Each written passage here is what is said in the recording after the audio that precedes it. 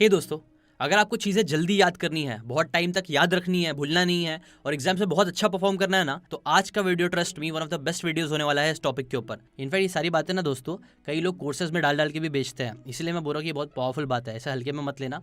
और ऐसी बातें अमेजिंग फ्री में सीखते रहनी है तो सब्सक्राइब करके बेल आइकन जरूर दबाना। Now let's start. दो दोस्त होते हैं, एक का नाम होता है सिद्धार्थ, जिसे प्यार से सिड बोलते हैं, और दूसरा दोस्त होता है राहुल।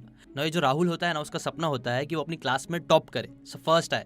लेकिन बहुत चाहने के बाद भी जो सिड होता है ना, वो हमेशा नंबर 1 पे आता रहता है। और सबसे बुरी बात राहुल को ये लगती है ना कि सिड जो है ना बंदा, वो दिन भर पढ़ाई नहीं करता है। इनफैक्ट वो हर दिन खेलने जाता है, कूदने जाता है और बार बार राहुल को बुलाता भी है खेलने के लिए। बट इतना सब करने के बाद भी सिड हमेशा फर्स्ट आता है। ये चीज से राहुल बहुत ज्यादा चिढ़ गया होता है। तो वो क्या करता है कि वो ठान लेता है कि अब मैं बहुत पढ़ूंगा, दिन रात एक करके पढ़ाई करूंगा और इस बार तो पक्का फर्स्ट आगे ही रहूंगा। इसलिए अब सिद्धार्थ जब भी उसको खेलने के लिए बुलाता है या कुछ भी करने के लिए बुलाता है तो उसे सीधा मना कर देता है, नहीं जाता है। और राहुल सिर्फ पढ़ाई करता रहता है। लेकिन इतना सब करने के बाद भी क्या होता है कि अगेन सिद्धार्थ फर्स्ट आ जाता है ना। ये चीज़ से राहुल बहुत ज़्यादा फ्रस्ट्रेट हो जाता है और पूछता है कि यार ये ऐसा कैसे हो रहा है, मैं इतनी मेहनत कर रहा हूँ, इतनी पढ़ाई कर रहा हूँ, इतना टाइम इन्वेस्ट कर रहा हूँ, बट स्टिल तो हमेशा फर्स्ट कैसे आ जाता है। तो राहुल पहले तो मना करता है, लेकिन बहुत ज़्यादा इंसिस्ट करने पर उसे बता ही देता है। वो बोलता है कि देख भाई, मैं यूट्यूब पे एक चैनल देखता हूँ जिसका नाम सीकेन है। उसके अंदर जो क्रिएटर है ना, वो बुक्स की बहुत सारी अमेजिंग बातें एनिमेशन फॉर्मेट में मुझे बताता है, और उससे ही मैंने सीखा है। 2 इंपॉर्टेंट तरीके सीखे हैं। जो चीज़ मैंने जब से अप्लाई करना स्टार्ट किया ना, मेरे मार्क्स बहुत ज़्यादा अच्छे आ गए। मैं बहुत कम टाइम पढ़ता हूँ बट स्टिल अच्छे मार्क्स लेके आ जाता हूँ, बस उस 2 इंपॉर्टेंट बात की वजह से। तो राहुल पूछता है कि यार वो 2 इंपॉर्टेंट बात क्या है। तो बोलता है ठीक है देख बताता हूँ। पहली चीज़ है 3 स्टेज लर्निंग प्रोसेस और दूसरी चीज़ है स्टिक फॉर्मूला, STIC। अब राहुल बोलते हैं कि यार ये चीज़ क्या है। तो वो बोलता है ठीक है रुक, एक एक करके देखो अच्छे से समझाता हूँ। पहले वो बताता है 3 स्टेज लर्निंग फॉर्मूला के बारे में बताता है, जिसके अंदर 3 स्टेजेस होते हैं। बोलता है कि देख ये जो 3 स्टेज प्रोसेस है ना, वो आपको स्पेसिफिकली बताता है कि तुझे पढ़ने से पहले क्या करना है, पढ़ते टाइम क्या करना है और पढ़ने के बाद क्या करना है, ताकि हम जो भी चीज़ को पढ़े उसको एकदम अच्छे से जल्दी याद कर सके और लंबे टाइम तक याद कर सके। और जब भी उससे रिलेटेड अगर एग्जाम कुछ भी हो, टेस्ट हो, तो हम उसमें बेस्ट परफॉर्म कर सके। राहुल बोलता है कि यार ये चीज़ काफ़ी इंटरेस्टिंग लग रही है, बता एक्जैक्टली क्या क्या करना है। तो वो बोलता है ठीक है देख, पहले आपको करना है पढ़ने से पहले प्री रीडिंग। एग्जाम्पल, अगर मैं तुझे बोलूँ कि तू अपनी आंख बंद कर और किसी एक कलर के बारे में सोच, रेड ग्रीन ब्लू कोई सा भी एक कलर है, उसके बारे में तू कुछ मिनट्स तक सोच, ठीक है। और सोचने के बाद तू अपनी आंख खोल। तो जैसे ही तू अपनी आंख खोलेगा ना और आजू बाजू देखेगा, तो तेरी जो नज़र है ना वो ज़्यादा उसी कलर के ऊपर जाएगी और टिक जाएगी।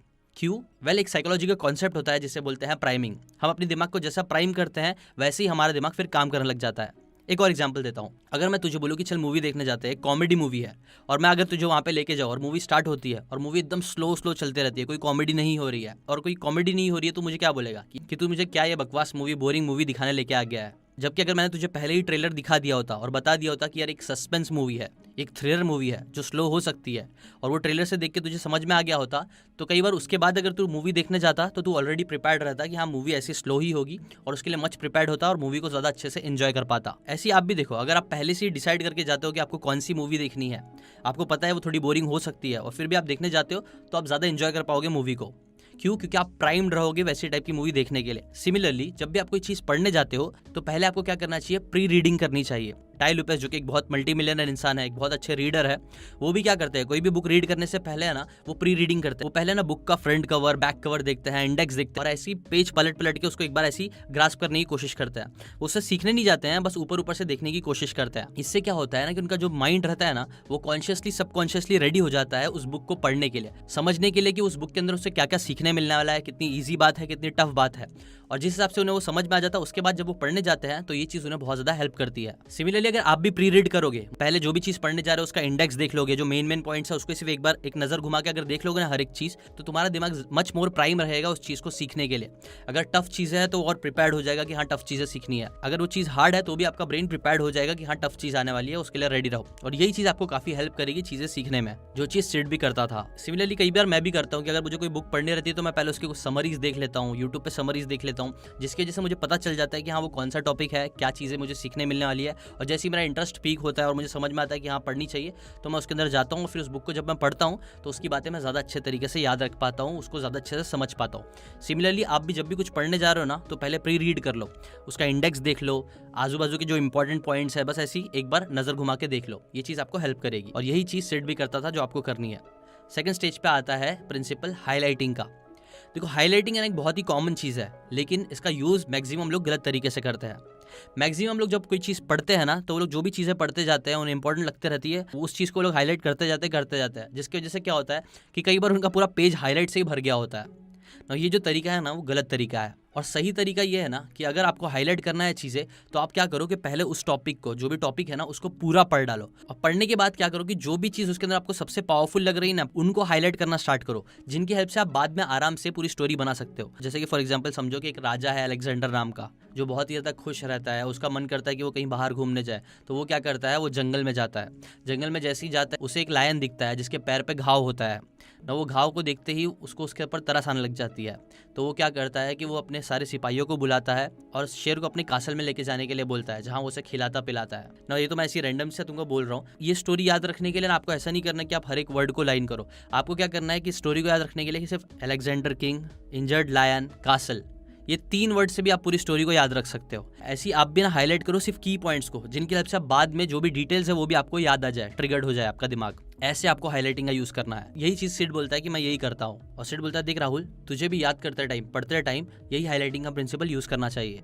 अब तीनों स्टेज का सबसे एंड स्टेज आता है, जो सबसे इंपॉर्टेंट भी है, जो है नोट टेकिंग का लास्ट स्टेज, जो आपको पढ़ने के बाद करना है ना। नोट्स लेने में भी ना बहुत सारे लोग बहुत गलती करते हैं। यहाँ पे आपको गलती नहीं करनी है। देखो ज़्यादातर लोग क्या करते हैं कि नोट्स कब लेते हैं, जब पूरा चैप्टर खत्म हो जाता है या बहुत सारे पॉइंट्स खत्म हो जाते हैं, तब वो लोग नोट्स लेना स्टार्ट करते हैं। लेकिन ये चीज़ आपको नहीं करना है। आप जो भी चैप्टर पढ़ रहे हो, चैप्टर पूरा नहीं, एक सेक्शन जैसे ही खत्म हो गया, आपने पढ़ लिया, एक आंसर पढ़ लिया ना, या एक चीज़ पढ़ ली ना, उसके बाद आपको फौरन क्या करना है, उसके अंदर जो सबसे इंपॉर्टेंट पॉइंट्स है उसको लिखना है। अब वो सबसे इंपॉर्टेंट पॉइंट्स क्या रहेंगे, ऑब्वियसली ये चीज़ आपको समझ में आ जाएगी अगर आप अच्छे से प्री रीड और हाईलाइटिंग के स्टेज को अच्छे से करोगे, तो आपको एक्जैक्टली समझ में आ जाएगा कि हाँ ये पॉइंट सबसे इंपॉर्टेंट है, जो पूरे कॉन्सेप्ट्स को अच्छे से एक्सप्लेन कर रहे हैं। तो वो जो इंपॉर्टेंट पॉइंट्स है ना, उसको ही आपको लिखना है। और नोट्स अगेन एक और चीज़ कैसे लिखनी है, आपको नोट्स है ना ऐसे लिखनी है जैसे आप अपने आप को एक्सप्लेन कर रहे हो, वही की पॉइंट्स का यूज़ करके। आपको वही सारे की पॉइंट्स का यूज़ करके अपने आप को एक्सप्लेन करते हुए डिटेल में लिखना है कि आपने क्या क्या चीज़ें इस सेक्शन से सीखी है, क्या क्या बातें आपने सीखी है, उसको आप अपने हिसाब से लिखो। यहाँ पे कोई रूल नहीं है, आप सिर्फ स्टार्ट करो, आप ट्राई करो कि जितना भी कॉन्सेप्ट आपने सीखा है ना, उसको आप अपने वर्ड्स में लिख रहे हो, अपने तरीके से लिख रहे हो, की पॉइंट्स का यूज करते हुए। फिर इसके बाद क्या करना है, इसके बाद आपको मैच करना है कि आप जितनी बातें आपने लिखी थी क्या वो सही से एकदम लॉजिकली सही बैठ रही है, कि आपने कुछ भी लिख दिया है। अगर आपने कुछ गलती की है तो उसको वापस से सही कर लो ना। ये करने के बाद एक और चीज़ आपको करनी है, एक बार आपने अच्छे से अपने वर्ड्स में पूरी चीज़ को लिख लिया, फिर आप क्या करो कि वापस से उसकी समरी बनाने की कोशिश करो। वो जितनी भी चीज़ें थी अगेन की पॉइंट्स का यूज़ करके आप सिर्फ समराइज करने की कोशिश करो। समराइज क्यों करना है, एक बार अगर आपने ये पूरा प्रोसेस कर डाला ना, तो ना वो बातें एग्जैक्टली आपके दिमाग में बहुत अच्छे से बैठने लग जाएगी। और एक बार बातें बैठ गई, फिर जब रिवीजन का टाइम आएगा, जब वापस से देखने का टाइम आएगा ना उस चीज़ को, तो आप सिर्फ समरीज को देख के, पूरा आंसर नहीं, बस सिर्फ समरी को देख के बहुत कम टाइम में अपने सारे पुराने आंसर्स को और उनके डिटेल्स को अच्छे से याद कर लोगे। राहुल पूछता है कि यार क्यों ऐसा होगा, तो सिड बोलता है कि देख देखो आगे बताऊंगा, स्टिक मेथड है ना, उसके अंदर इसके सारे आंसर्स दिए हुए हैं कि ऐसा क्यों है, बट अभी के लिए मैं जितना बोल रहा हूँ उतना ही कर, बिकॉज मैंने भी यही चीज़ करी। बस यही था वो 3 स्टेज का लर्निंग प्रोसेस जो तेरे को भी करना है, ठीक है। ये सब समझाने के बाद सिड बोलता है देख ये थी वो पहली चीज, पहला प्रोसेस जो मैं हमेशा फॉलो करता हूँ और तुझे भी करना है ना। राहुल ही जो पहला फॉर्मूला होता है ना, प्रोसेस होता है, वो सीख के बहुत ज्यादा खुश हो जाता है, उसे लगता है कि यार अब तो मैं बहुत अच्छे मार्क्स लाऊंगा। लेकिन सिड बोलता है रुक जा, अभी सबसे इंपॉर्टेंट चीज बाकी है। सबसे इंपॉर्टेंट क्या है, स्टिक फॉर्मूला, स्टिक मेथड। अगर तू इसको भी यूज करेगा ना सही से, तब जाके ही तू अच्छे से बहुत सारी चीजें अचीव कर पाएगा। क्यों, बिकॉज दुनिया के मैक्सिमम टॉपर्स लोग ये स्टिक मॉडल को यूज करते हैं जाने अनजाने में। क्या है स्टिक, स्टिक का एस स्टैंड करता है स्पेसिंग के लिए, टी स्टैंड करता है टेस्टिंग के लिए, आई स्टैंड करता है इंटरलीविंग के लिए, और सी स्टैंड करता है कैटेगराइजिंग के लिए। क्या होती है ये सारी चीजें, सिर्फ एक एक करके राहुल को एक्सप्लेन करता है। स्पेसिंग समझाने के लिए वो एक स्टडी को रिफर करके बताता है, जिसके अंदर 2 ग्रुप्स क्रिएट करे गए थे, जिन्हें स्पेनिश वोकैबुलरी के कुछ वर्ड्स को याद करना था। कि पहले ग्रुप को 8 घंटे दिए गए थे इन सारे वर्ड्स को याद करने के लिए, जबकि दूसरे ग्रुप को सिर्फ 4 घंटे दिए गए। और फिर इसके बाद क्या किया गया, दूसरे ग्रुप को जाने बोला गया, और 1 महीने बाद उन्हें वापस से 4 घंटे दिए गए उन वर्ड्स को याद करने के लिए। दोनों को 8-8 घंटे ही दिए गए थे चीज़ों को याद करने के लिए, लेकिन सिर्फ कोई चीज़ डिफरेंट थी, तो वो थी स्पेसिंग। एक को लगातार 8 घंटे दिए गए थे और एक को 8 घंटे 2 बार में दिए गए थे। अब देखो पता है क्या हुआ कि 8 साल बाद उन दोनों ग्रुप्स को वापस बुलाया गया और उनका टेस्ट लिया गया। इंटरेस्टिंग बात ये थी ना कि जो पहला ग्रुप था ना, उसने ठीक ठाक परफॉर्म किया, उसे इतनी चीज़ें याद नहीं थी। लेकिन जो सेकंड ग्रुप था ना, जिसने 1 महीने के स्पेस के साथ प्रैक्टिस करी थी ना, उसने पहले ग्रुप से 250% ज़्यादा अच्छा परफॉर्म किया। और इसी स्टडी से साइंटिस्ट ने द फॉरगेटिंग कर्व के कॉन्सेप्ट को क्रिएट करा, जिसने ये चीज़ को प्रूफ करी है कि हमारा ब्रेन है ना कई बार लगातार चीज़ें करने में इतना अच्छा नहीं है, लेकिन अगर हमारे ब्रेन को थोड़ा स्पेस दे दिया जाए, हाँ 1 महीने का नहीं लेकिन कुछ टाइम का भी अगर उसे स्पेस मिल जाएगा ना, तो ये चीज़ उस नॉलेज को मेमोरी में डालने के लिए बहुत ही ज़्यादा काम की होती है। और पावरफुली हमारी मेमोरी में उस चीज को स्टोर कर देती है। और यही एग्जांपल से फिर सेड बोलता है, देख सिमिलरली मैं भी क्या करता हूँ कि जितनी भी बार स्टडी करता हूँ ना, तो मैं गैप ले लेके स्टडी करता हूँ। पोमोडोरो एक टेक्निक है जिसकी हेल्प से आप क्या करते हो कि 25 मिनट पढ़ते हो, 5-10 मिनट का गैप लेते हो, फिर 25 मिनट दूसरी चीज पढ़ते हो, 5-10 मिनट का गैप लेते हो।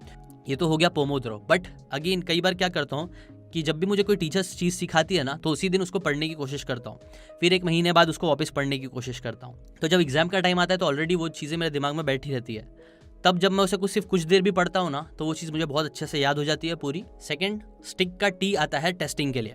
2011 में साइकोलॉजी ऑफ स्टडीइंग की एक जर्नल में पब्लिश करा गया था कि एक एग्जाम से पहले ना कुछ स्टूडेंट्स को 3 बार रिवाइज करने को कहा गया, जहां उन्हें अच्छे से रिवाइज करना था जो भी चीज़ें वो पढ़ रहे हैं। तो सारे स्टूडेंट्स ने 3 बार अच्छे से अपने आंसर्स को, सारी चीज़ों को याद किया। तो इसके बाद जब वो एग्जाम देने गए तो उसका जो रिजल्ट आया वो बहुत ही ज़्यादा एवरेज था, C+ का एवरेज स्कोर था सबका। बट फिर वही सिमिलर क्लास को, सेम लोगों को, सेम बच्चों को क्या किया गया कि उन्हें 3 बार रिवाइज करने के बजाय उन्हें बोला गया कि इस बार है ना तुम्हारे 3 मॉक टेस्ट होंगे, तुम्हारा जो फाइनल एग्जाम होगा उससे पहले 3 बार तुम्हारा टेस्ट लिया जाएगा उसी चीज़ से रिलेटेड। ऐसा चीज़ जब ये 3 बार टेस्ट लिए गए ना, तब देखा गया कि उनमें जो एवरेज स्कोर था ना, वो है ना C+ से बढ़ के हो गया था A-। ना राहुल ने पूछा कि यार ये ऐसा क्यों है, ऐसा क्यों हुआ? तो सिड बोलता है कि देख, यूजुअली जब हम लोग कोई चीज़ पढ़ते हैं ना, तो वो हम लोग है ना अपने दिमाग में स्टोर करने की कोशिश करते हैं। लेकिन एग्जाम में ना हमारा टास्क ये नहीं होता है कि हमें चीज़ों को स्टोर करना है। एग्जाम में हमारा टास्क ये होता है कि हम जो चीज़ें स्टोर हुई है उनको याद करके पेपर पे लिख सके। और ये दोनों चीज़ों में काफ़ी डिफरेंस है, याद करके चीज़ों को पेपर पे लिखना। और एक सिंपल सी बात है, जो चीज़ आप ज़्यादा करोगे वो चीज़ में आप अच्छे बनोगे। अगर आप रिवाइज करने पे ज़्यादा फोकस करोगे तो सिर्फ आप स्टोर कर पाओगे, लेकिन स्टोर करके मेन निकालना, आपके दिमाग से उसको याद करके लिखना एक अलग स्किल होती है, जिसके लिए टेस्ट लेना आपके ब्रेन को ज़्यादा ट्रेन करेगा कि आप उन चीज़ों को याद कर पाओ और फिर उसे लिख पाओ। और यही चीज़ कई बार मैं भी करता हूँ। अगर मैं भी कोई ऑडियो बुक सुन रहा हूँ ना, अगर मैंने आधा 1 घंटा ऑडियो बुक सुन लिया है, तो कई बार मैं क्या करता हूँ, ऑडियो बुक रोकता हूँ और फिर मैं याद करने की कोशिश करता हूँ कि उस ऑडियो बुक में मुझे क्या क्या चीज़ें सीखने मिली थी, कितनी चीज़ें मैं याद रख पा रहा हूँ, कितनी चीज़ें नहीं रख पा रहा हूँ। सिमिलरली सिड बोलता है राहुल को कि अगर तुझे भी अच्छे से चीज़ों को याद रखना है और तू चाहता है कि टेस्ट में वो चीज़ें तुझे याद आए ताकि तू उसे लिख सके, तो सिर्फ तू रिवाइज करने पे फोकस मत कर, सिर्फ पढ़ने पे फोकस मत कर, बल्कि अपना खुद का टेस्ट लेने की कोशिश कर। बुक बंद करके लिखने की कोशिश कर जितनी तुझे चीज़ें याद है कि नहीं है। ये चीज़ तुझे ज़्यादा अच्छे से ट्रेन करेगी एग्जाम में अच्छे से लिखने में। फैक्ट तो ये है ना कि कोई भी चीज़ जब आप रीड करते हो, पढ़ते हो, तो आप बहुत जल्दी 70% बातें जो भी आप पढ़ते हो ना वो भूल जाते हो, अनलेस आप उसे रिवाइज करो स्पेसिंग का यूज़ करके और टेस्टिंग का यूज़ करके, जो दोनों पॉइंट मैंने अभी आपको बताया। नेक्स्ट टिक का आई स्टैंड करता है इंटरवीविंग के लिए। सिड बोलता है कि देख राहुल, अगर तुझे समझ फॉर एग्जाम्पल स्पेनिश लैंग्वेज सीखनी है तो तू उस चीज़ को कैसे सीखेगा? राहुल बोलता है कि यार अगर मुझे स्पेनिश सीखनी है तो मैं कोई एक वर्ड को लूँगा और फिर उस वर्ड का मीनिंग देखूंगा और फिर उस वर्ड को बार बार जितना हो सकता है बोलने की कोशिश करूंगा ताकि वो वर्ड मुझे याद हो जाए। सिड बोलता है सही बोला। ज़्यादातर लोग जब लैंग्वेज सीखते हैं तो लोग यही करते हैं, वो लोग कोई वर्ड लेते हैं, उसको फिर उसका मीनिंग देखते हैं और उसे बार बार बोलने की कोशिश करते हैं। लेकिन फिर क्या होता है, कुछ दिन बाद ही वो वापस से वो वर्ड याद करने की कोशिश करते हैं तो उन्हें याद नहीं आता है। क्यों? बिकॉज ये वन ऑफ द बेस्ट तरीका नहीं है चीज़ें सीखने का। इससे बेटर तरीका ये है कि आप ना सिर्फ एक वर्ड मत सीखो, कोई एक लाइन मत सीखो, बल्कि मल्टीपल लाइंस और मल्टीपल चीज़ें एक साथ सीखने की कोशिश करो। जैसे कि good morning, good afternoon, good night, ये सारी चीज़ों की ग्रुपिंग बना लो और फिर उनको याद करने की कोशिश करो। इससे ज़्यादा चांस हो जाएंगे कि आपको एक चीज़ याद आएगी। अब राहुल थोड़ा कन्फ्यूज हो जाता है कि यार ये ऐसा कैसे। सिड उसे एग्जाम्पल देते हुए बताता है कि देख फॉर एग्जाम्पल, अगर तू क्रिकेट प्रैक्टिस कर रहा है और जो बॉलर है ना वो तुझे बार बार यॉर्कर डालता है, पहले 15 बॉल यॉर्कर की डालता है, फिर 15 बॉल तुझे स्पिन की देता है, 15 फास्ट देता है, 15 स्लो देता है। ऐसे अगर वो 15-15 करके तुझे सिर्फ एक एक चीज़ ही सिखाएगा ना, तो तुझे तो लगेगा कि तू चीज़ें सीख रहा है, लेकिन अगर वो अचानक से कभी फास्ट के बजाय स्पिन डाल देगा तो ज़्यादा चांसेस हो जाएंगे कि तू आउट हो जाएगा। लेकिन अगर वो ऐसा 15-15 करने के बजाय हर बॉल कुछ अलग देगा, कुछ नहीं देगा, कभी स्पिन दे दिया, कभी फास्ट दे दिया, कभी यॉर्कर दे दिया, तब तू ज़्यादा बेटर तरीके से क्रिकेट सीख पाएगा और अच्छा बैट्समैन बन पाएगा। सिमिलरली जब हमें कोई चीज़ें सीखनी होती है ना, जब हम कोई वर्ड या कोई भी चीज़ को याद करने की कोशिश करते हैं और एक ही चीज़ को बार बार रिपीट करने की कोशिश करते हैं, तो बिल्कुल ऐसा ही होता है कि हम लोग बस एक ही बॉल को बार बार प्रैक्टिस करने की कोशिश कर रहे हैं, जो हमें उस टाइम पे तो लगता है कि हमें आ रही है, लेकिन जैसे ही हम कुछ और बातें आती है, हमारे दिमाग में दूसरी बातें आना स्टार्ट होती है, तो हम वो पुरानी बातों को भूल जाते हैं। इसलिए बेटर ये है कि आप है ना ग्रुप ऑफ चीज़ों को याद करो एक साथ, इंस्टेड ऑफ बस एक ही चीज़ को बार बार रिपीट करने के। सिड बोलता है कि इससे रिलेटेड एक और एग्जाम्पल भी है। जिम जाता है तो ऐसा नहीं होता है कि पूरा हफ्ता तुझे सिर्फ चेस्ट मारने बोलता है, नहीं, एक दिन चेस्ट मारने बोलेंगे, एक दिन लेग्स, एक दिन बाइसेप्स, एक दिन ट्राइसेप्स, ऐसे अलग अलग चीज़ें कराई जाएगी, तभी बॉडी पूरी तरीके से अच्छी बन पाएगी। सिमिलरली हमारी मेमोरी भी अच्छे से तभी ग्रो हो पाती है जब हम अलग अलग चीज़ें करते हैं, अलग अलग आंसर्स पढ़ते हैं, बहुत सारी चीज़ों को याद करने की कोशिश करते हैं, तब जाके हमें कुछ चीज़ें एकदम अच्छे से दिमाग में बैठ जाती है और जो चीज़ें नहीं याद होती है उसे वापस से करना चाहिए। और यही है इंटरलिविंग का कॉन्सेप्ट। और लास्ट आता है कैटेगराइजिंग।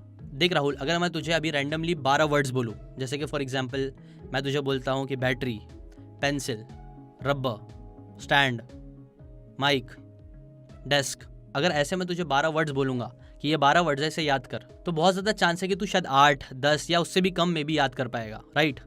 लेकिन अगर मैं तुझे बोलूँ कि ये सारे जो वर्ड्स हैं ना, वो मैंने अलग अलग कैटेगरी से उठाया। एक कैटेगरी है डेस्क की, जैसे कि डेस्क होता है, डेस्क के ऊपर होता है पेन, पेंसिल, शार्पनर, इरेजर, ये सारी चीज़ों को अगर तूने एक कैटेगरी में डिवाइड कर दिया। फिर दूसरी कैटेगरी आ गई शायद से शूटिंग, वीडियोस बनाना, जिसमें आ गया कैमरा, बैटरी, माइक, स्टैंड। तो तू खुद नोटिस करना, अगर ऐसी कैटेगरीज बना लेगा ना, तो वो वर्ड्स तेरे को ज़्यादा अच्छे से याद रहेंगे। और मैं चाहता हूँ कि आप भी इसको ज़रा प्रैक्टिस करके देखो। अलग अलग रैंडम वर्ड्स लो और उनकी कैटेगरी बनाकर उनको याद करने की कोशिश करो। देखो आपको कैटेगरी ज़्यादा अच्छे से याद रहेगी बजाय रैंडम चीज़ों के। क्यों? बिकॉज हमारा ब्रेन पैटर्न्स में चीज़ें याद करता है। कोई पुरानी चीज़ जो हमें याद है, उससे रिलेटेड अगर हम चीज़ें और याद करेंगे ना, उसके साथ ही न्यू मेमोरीज को अटैच करेंगे, तो वो ज़्यादा हमें याद होने के चांसेस होते हैं। और जब आप कैटेगराइज करते हो तो कहीं ना कहीं आप वही चीज़ कर रहे होते हो। इनफैक्ट इससे रिलेटेड स्टडी भी करी गई थी 2 ग्रुप्स बना के, जिसके अंदर एक ग्रुप को सिर्फ ऐसे ही रैंडमली वर्ड्स याद करने बोले गए थे, दूसरे ग्रुप को बोला गया था कि पहले तुम उन वर्ड्स के कोई कैटेगरीज बनाओ और फिर याद करो। तो वो ग्रुप ने पहले ग्रुप से बहुत ही ज़्यादा अच्छा परफॉर्म किया। जब भी आप कोई चीज़ याद करने जाते हो तो उनको कैटेगरीज में याद करने की कोशिश करो। और यही चीज़ सिड बोलता है कि देख मैं भी यही चीज़ करता हूँ ना। और राहुल जो होता है ना, ये सारी बातें सुन के बहुत ज़्यादा खुश हो जाता है। और होगा क्यों नहीं, क्योंकि ये सारी बातें एक्चुअल में है भी बहुत पावरफुल। अब ये सारी चीज़ें सीख के राहुल बहुत ज़्यादा खुश हो जाता है और होपफुली आप भी बहुत ज़्यादा खुश हो गए होंगे, आपको ये बातें काम की लगी होगी। ये बातें मैंने कई अलग अलग बुक की हेल्प लेके बताई है आपको। जैसे कि आपको पता ही होगा मेरा बुक समरी का चैनल है, इसलिए चैनल सब्सक्राइब जरूर करो, बेल आइकन जरूर दबाओ। अगर आपको ये बातें अच्छी लगी है, काम की लगी, तो लाइक करके अपना सपोर्ट जरूर दिखाओ। कमेंट करके बताओ अगर आपके पास कोई टेक्निक, ट्रिक है जिससे आप चीज़ों को अच्छे से याद रख पाते हो, तो अच्छे से एग्जाम दे पाते हो, तो कमेंट करो, दूसरों का फायदा होगा। शेयर करें इस वीडियो को उन सभी लोगों के साथ जो लोग अच्छे से चीज़ों को याद नहीं रख पाते हैं, जिनके मार्क्स इतने अच्छे नहीं आते हैं, उनकी थोड़ी हेल्प हो जाएगी।